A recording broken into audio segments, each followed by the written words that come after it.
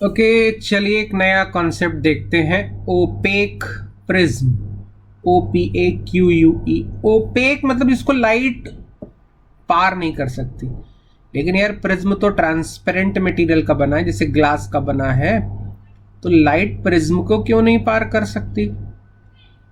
अगर आप प्रिज्म के मटेरियल का रिफ्रैक्टिव इंडेक्स एक लिमिट से ज्यादा कर दें तो कोई भी लाइट प्रिज्म को पार नहीं कर पाएगी, और ऐसे प्रिज्म को हम ओपेक प्रिज्म कहेंगे। चलिए देखते हैं ऐसे प्रिज्म का रिफ्रैक्टिव इंडेक्स कितना होना चाहिए, म्यू कितना होना चाहिए। बहुत मजेदार आर्टिकल है, बड़ा साइक्लिक सर्कुलर कैलकुलेशन है।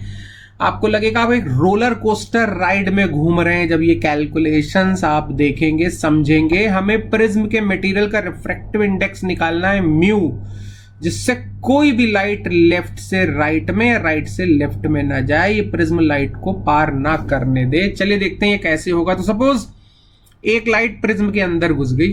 अब आप कहेंगे तो ओपेक प्रिज्म है। अरे अंदर घुसना थोड़ी ना मना है यार, ओपेक प्रिज्म है। एयर से ग्लास में तो घुस गई, लेकिन ग्लास से एयर में नहीं जा पाई, दूसरे सरफेस पे जाके TIR हो गया। लो, कितनी भी लाइट रे आप भेजेंगे एयर से प्रिज्म में जाएगी, लेकिन प्रिज्म से राइट साइड में एयर में नहीं जा पा रही है लाइट, कोई भी लाइट रे आप भेजें। लेकिन चलिए कैलकुलेशन पार्ट देखते हैं कि ऐसा होने के लिए, हर लाइट रे के साथ ऐसा हो जाए, हर लाइट रे के साथ, तो ऐसा होने के लिए म्यू की वैल्यू क्या होनी चाहिए।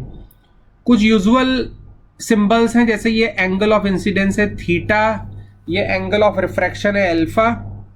अगर ये अल्फा है तो सामने वाला एंगल A माइनस अल्फा हो जाएगा, क्योंकि आपको पता है R1 + R2 A के बराबर होता है। अब कहां से शुरू करें बोलो? चलो भाई यही से शुरू करते हैं ना कि A माइनस अल्फा एंगल क्या होगा, क्रिटिकल एंगल से बड़ा या छोटा? बड़ा होगा, तभी तो राइट सरफेस पे TIR हो रहा है। तो ये हमारा पहला मैथमेटिकल स्टेप है, और ये तो आप इस तरह के स्टेप कई बार किए हैं कि जहां भी TIR होता है आप जो एंगल है वो क्रिटिकल से बड़ा कर देते हैं। तो A माइनस अल्फा क्रिटिकल से बड़ा होना चाहिए,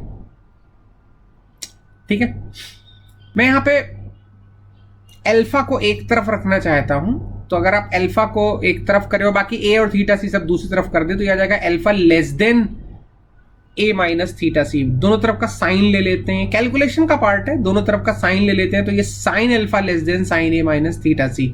इस इक्वेशन को रिजर्व करो, बाद में यूज होगी। इक्वेशन क्या है, बल्कि इनइक्वालिटी है, जो भी है इसको रिजर्व करो, बाद में यूज होगी। अब वापस डायग्राम देखिए जरा, डायग्राम देखिए। जो लाइट एयर से प्रिज्म के अंदर घुस रही है, कम से कम उसके लिए तो स्नेल्स लॉ यूज करिए। उसके लिए स्नेल्स लॉ हो जाएगा 1 × sine theta is equal to mu × sine alpha, like this. यहां से साइन अल्फा की वैल्यू ऊपर वाली इक्वेशन में रखेंगे। यहां से साइन अल्फा की value sign theta upon mu है, साइन अल्फा की value sign theta upon mu है, ऊपर वाली इक्वेशन में रखेंगे। तो साइन अल्फा की value sign theta upon mu जैसे ही ऊपर वाली इक्वेशन में रखते हैं, तो जो इनइक्वालिटी वाली पार्ट है वो ऐसा हो जाएगा sine theta upon mu less than sine A minus theta c. यहां पे हम साइन थीटा को एक तरफ रखना चाहते हैं, बाकी सारी चीजें दूसरी तरफ। तो अगर मैं सारी चीजें एक तरफ कर लू, mu sine A minus theta c हो जाएगा, और ग्रेटर देन साइन थीटा। अब यहां रुकना पड़ेगा। हम चाहते हैं हर एक लाइट रे जो एयर से प्रिज्म के अंदर घुस रही है वो दूसरी सरफेस पे जाके TIR करे। यानी ये जो लास्ट इनइक्वालिटी है ये वैलिड हो थीटा की हर वैल्यू के लिए। हर वैल्यू मतलब थीटा की वैल्यू 0 से लेकर और आप 90 डिग्री तक कुछ भी ले लें, ये इनइक्वालिटी वैलिड हो। तो क्या हुआ, साइन थीटा की सबसे बड़ी वैल्यू ले लीजिए। अगर साइन थीटा की हर वैल्यू के लिए ये इनइक्वालिटी वैलिड करानी है, हर लाइट रे का यही हाल, यही TIR कराना है, तो आप यहां साइन थीटा की सबसे बड़ी वैल्यू ले लीजिए। थीटा 0 से 90 के बीच में साइन थीटा की सबसे बड़ी वैल्यू 1 होगी, तो साइन थीटा की जगह 1 रख दीजिए। साइन थीटा की जगह 1 रखेंगे तो ये आ जाएगा। अब इसके बाद देखिए कैसी रोलर कोस्टर राइड है। म्यू को राइट हैंड साइड में ले लेंगे तो sine A minus theta C greater than 1 upon mu. Next step क्या कर सकते हैं आप सोचिए, थोड़ी सी मैथमेटिक्स सोचिए आप। 1 अपॉन म्यू कुछ होता है क्या? 1 अपॉन म्यू, अरे 1 अपॉन म्यू तो खुद साइन थीटा सी है। 1 जो है वो एयर का रिफ्रैक्टिव इंडेक्स है, म्यू प्रिज्म का है, तो 1 अपॉन म्यू हो जाएगा। एक तरह से mu rare upon mu dense, तो ये तो साइन थीटा सी है। 1 अपॉन म्यू की जगह साइन थीटा सी रख दिया। इससे फायदा क्या हो? अरे फायदा है दोनों तरफ से साइन हटा लो, ये तो सिंपल आ जाएगा A minus theta C greater than theta c, ऐसे कुछ। अब थीटा सी के दोनों टर्म एक तरफ कर लो तो आ जाएगा A greater than 2 theta c. यहां से थोड़ा सा साइड चेंज करेंगे, theta C less then A/2 आ जाएगा। यहां तक क्लियर ना? कोई प्रॉब्लम नहीं है। अब देखिए कैसा घुमावदार कैलकुलेशन है। फिर अभी साइन हटाया था, अभी हमने साइन को हटाया था, अभी साइन फिर से चिपकाने वाले, दोनों साइड में साइन चिपकाने वालों में क्यों, अभी आपको पता चलेगा।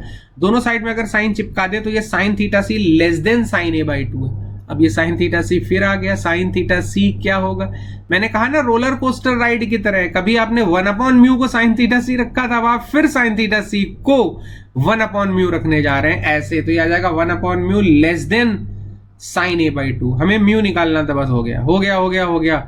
म्यू को एक तरफ रख लीजिए और साइन ए बाई 2, मतलब ये कि म्यू को राइट साइड में कर दीजिए, साइन ए बाई 2 को लेफ्ट साइड में कर दीजिए, तो ये आ जाएगा mu greater than cosec A by 2। बस इसके बाद कुछ नहीं करना यार। प्रिज्म के मटेरियल का refractive index cosec A by 2 से ज्यादा होना चाहिए, तो ऐसा प्रिज्म किसी भी लाइट को दूसरी ओर जाने नहीं देगा। आप कहेंगे क्या बेवकूफ बना रहे हो भाई, आप तो कह रहे थे म्यू की वैल्यू निकालेंगे, मतलब हम सब लोग एक्सपेक्ट कर रहे थे कि आप म्यू की कोई वैल्यू निकालेंगे, बोलेंगे 2 3, म्यू 3 से बड़ा होना चाहिए, आपने तो निकाल दिया mu greater than cosec A by 2। अब कॉसेक ए बाई 2 का हम क्या करें। अरे यार बच्चों जैसी बात मत करो यार। जब प्रिज्म आप बनाने का सोचते हैं, प्रिज्म डिजाइन करते हैं, तो ए डिसाइड करोगे ना, आप ए डिसाइड करो भाई, आपको प्रिज्म का एंगल कितना रखना है, कितना रखना है भाई। किसी ने कहा हमको प्रिज्म का एंगल 60 डिग्री रखना है, तो ए बराबर 60 रखो। ए बराबर 60 रखोगे तो वो कॉसेक 30 हो जाएगा, कॉसेक 30 की वैल्यू 2 होती है, तो फिर म्यू कितना रखोगे, म्यू ग्रेटर देन 2। किसी ने कहा ना ना ना ना, ना हमें तो राइट एंगल्ड प्रिज्म बनाना है, यानी ए बराबर 90 रखना है, तो रख दो 90, कॉसेक 45 हो जाएगा, कॉसेक 45 की वैल्यू √2, तो फिर म्यू कितना लेंगे, म्यू ग्रेटर देन √2 लेंगे प्रिज्म को ओपेक बनाने के लिए। तो यार प्रिज्म का एंगल ए आप डिसाइड करो, तो मैं आपको बता दूंगा कि मटेरियल का रिफ्रैक्टिव इंडेक्स कितना लेना चाहिए प्रिज्म को ओपेक बनाने के लिए। खैर अब ये कंडीशन मैं बड़ी सी लिख रहा हूं, आप याद रखिएगा कि प्रिज्म को ओपेक बनाने के लिए, लाइट आर पार ना करे उसके लिए, जो प्रिज्म के मटेरियल का रिफ्रैक्टिव इंडेक्स है वो कॉसेक ए बाई 2 से बड़ा होना चाहिए। यहां पर ए जो है वो प्रिज्म का ऊपर वाला एंगल है। तो ये लास्ट रिलेशन आपको याद रखना है, बहुत इंपॉर्टेंट है, इसे पक्का कोई ना कोई क्वेश्चन आएगा एग्जाम में।